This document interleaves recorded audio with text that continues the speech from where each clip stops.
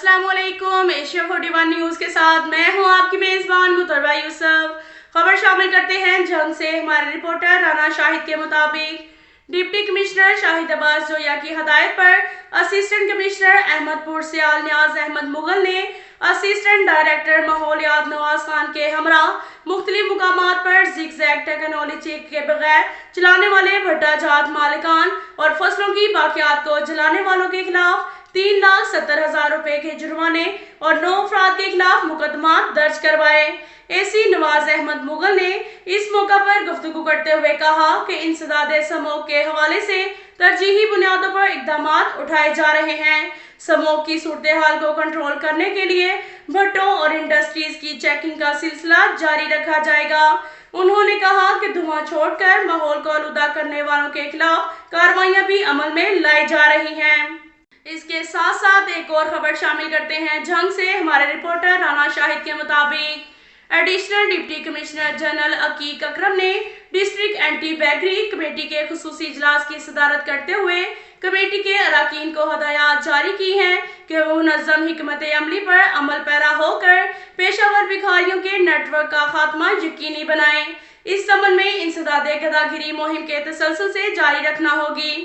انہوں نے کہا کہ شہر کے مختلف مقامات پر پیشہ ور بھکاریوں کی حوصلہ شکنی کے حوالے سے بینرز آویزاں کرنے کے ساتھ ساتھ شہریوں میں پمفلٹس بھی تقسیم کیے جائیں۔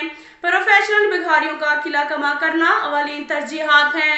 اس حوالے سے سوشل ویلفیئر ڈپارٹمنٹ، پولیس، انجمن تاجران سمیت دیگر متعلقہ محکمے آپس میں کوارڈینیشن کو مزید مؤثر بنائیں۔ اجلاس میں deputy director social welfare Azhar Abbas Adil سمیت دیگر متعلقہ محکموں کے افسران بھی شریک تھے۔ اس کے ساتھ ساتھ ایک اور خبر شامل کرتے ہیں جھنگ سے۔ ہمارے رپورٹر رانا شاہد کے مطابق ڈپٹی کمشنر شاہد عباس جوئیہ کی ہدایت پر اسسٹنٹ کمشنر 18 ہزاری سجاد محمود بابر نے کھاد کے ڈیلروں اور دکانداروں سے ملاقات کی۔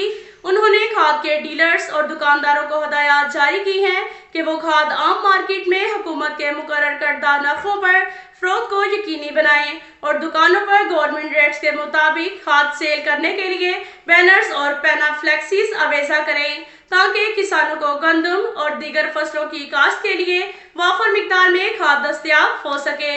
انہوں نے کہا کہ ضلعی انتظامیہ کسانوں اور کاشتکاروں کو مقررہ نرخوں پر کھادوں کی فراہمی کے لیے پرعزم ہے۔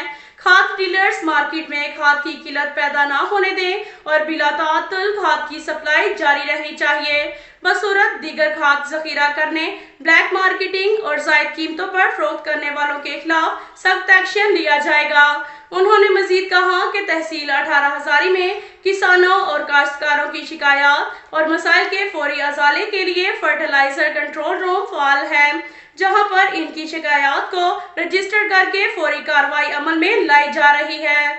اس کے ساتھ ساتھ ایک اور خبر شامل کرتے ہیں جھنگ سے۔ ہمارے رپورٹر رانا شاہد کے مطابق محکمہ بہبود آبادی کی سروسز اور کارکردگی کا جائزہ لینے کے حوالے سے ڈپٹی کمشنر آفس کے کمیٹی روم میں اجلاس منعقد ہوا، جس کی صدارت additional deputy commissioner revenue Muhammad Shahid Ali نے کی، جبکہ district officer population welfare Syed Zeeshan Arif, deputy district officer madam Salma Parveen, doctor Nazia Fatima, doctor Zeeshan Hanif, madam Maria سمیت محکمہ صحت اور تعلیم کے افسران بھی موجود تھے۔ اے ڈی سی ریونیو نے کہا کہ محکمے کو آبادی کنٹرول کرنے کے لیے تیز ترین اقدامات کرنے ہوں گے، کیونکہ ملک کی ترقی کے لیے آبادی اور وسائل کے درمیان توازن پیدا کرنا بہت ضروری ہے۔ انہوں نے تاکید کی کہ بڑھتی ہوئی آبادی کے مضمرات کے حوالے سے یوتھ کو آگاہ رکھا جائے اور تعلیمی اداروں میں باقاعدہ طور پر آبادی کو کنٹرول کرنے کے حوالے سے لیکچرز کا بھی اہتمام کیا جائے، جبکہ علماء کرام اپنے خطبات میں آبادی کو کنٹرول کرنے کے حوالے سے پیغامات لوگوں تک پہنچائیں تاکہ ہم اپنے وسائل میں رہتے ہوئے بچوں کی بہتر کفالت کر سکیں۔ اس موقع پر ڈسٹرکٹ آفیسر پاپولیشن سید ذیشان عارف نے حکومتی اقدامات کے بارے میں بھی بریفنگ دی۔